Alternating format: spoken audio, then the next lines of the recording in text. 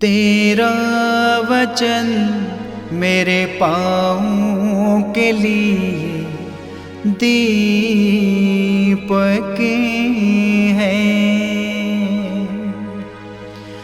और मेरे मार्ग का उजियाला है। तेरा वचन मेरे पाँवों के लिए दीपक है। पहला पाठ राजाओं का दूसरा ग्रंथ अध्याय 4 पद संख्या 42 से 44 तक। एक मनुष्य बाल शालीशा से आया और उसने ईश्वर भक्त को प्रथम फल के रूप में जौ की 20 रोटियां और नए अनाज का बोरा दिया। एलिसियुस ने कहा, लोगों को खाने के लिए दे दो। किंतु उसके नौकर ने कहा, मैं इतने को 100 लोगों में कैसे बांट सकता हूँ? उसने उत्तर दिया, लोगों को खाने के लिए दो, क्योंकि प्रभु ने ये कहा है, वे खाएंगे और उसमें से कुछ रह भी जाएगा।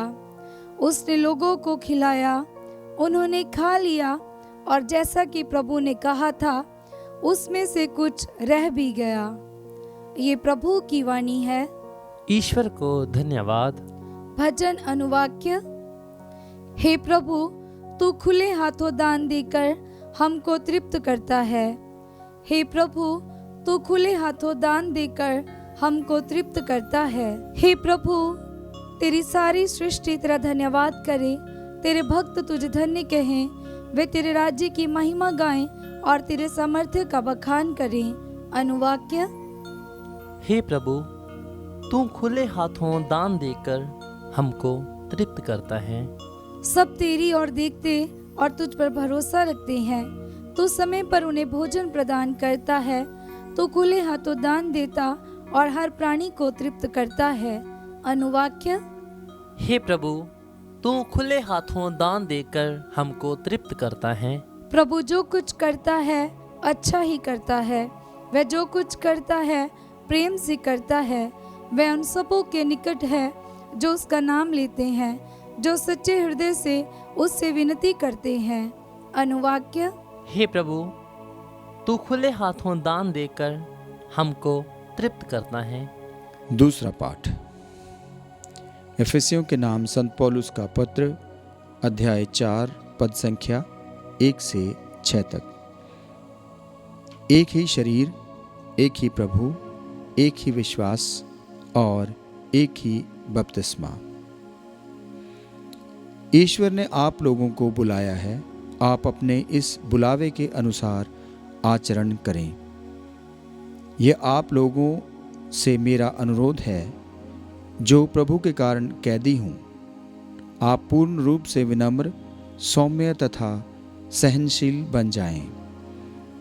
प्रेम से एक दूसरे को सहन करें और शांति के सूत्र में बंधकर उस एकता को जिसे पवित्र आत्मा प्रदान करता है बनाए रखने की चेष्टा करते रहें।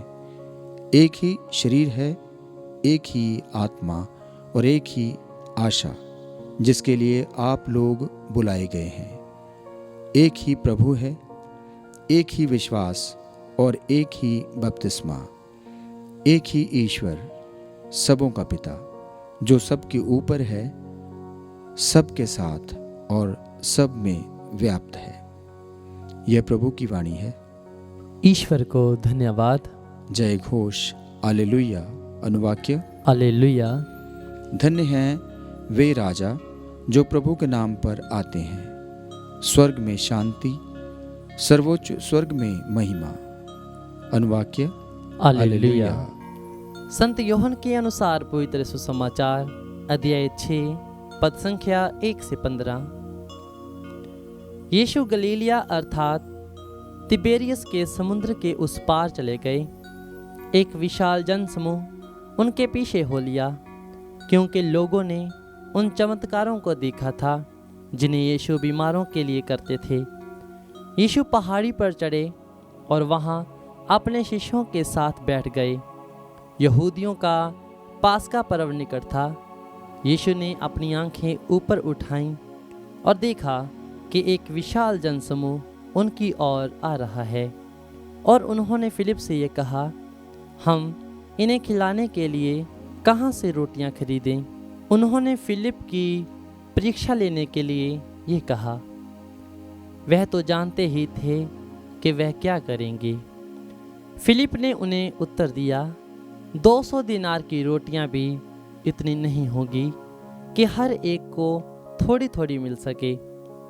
उनके शिष्यों में से एक शिमोन पेतरुस के भाई अंद्रियास ने कहा, यहाँ एक लड़के के पास जौ की 5 रोटियां और 2 मछलियां हैं, पर ये इतने लोगों के लिए क्या है?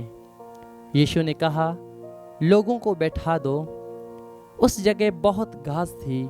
लोग बैठ गए। पुरुषों की संख्या लगभग 5000 थी। यीशु ने रोटियां ले ली, धन्यवाद की प्रार्थना पढ़ी और बैठे हुए लोगों में उन्हें उनकी इच्छा भर बंटवाया। उन्होंने मछलियां भी इसी तरह बंटवाईं। जब लोग खाकर तृप्त हो गए तो यीशु ने अपने शिष्यों से कहा, बचे हुए टुकड़े बटोर लो, जिससे कुछ भी बर्बाद ना होने पाए। इसलिए शिष्यों ने उन्हें बटोर लिया और उन टुकड़ों से 12 टोकरे भरे, जो लोगों की खाने के बाद जौ की 5 रोटियों से बच गए थे।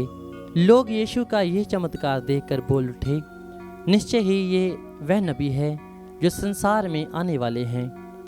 यीशु समझ गए कि वे आकर मुझे राजा बनाने के लिए पकड़ कर ले जाएंगे, इसलिए वे फिर अकेले ही पहाड़ी पर चले गए। ये प्रभु का पवित्र सुसमाचार है। ख्रीस्त की जय।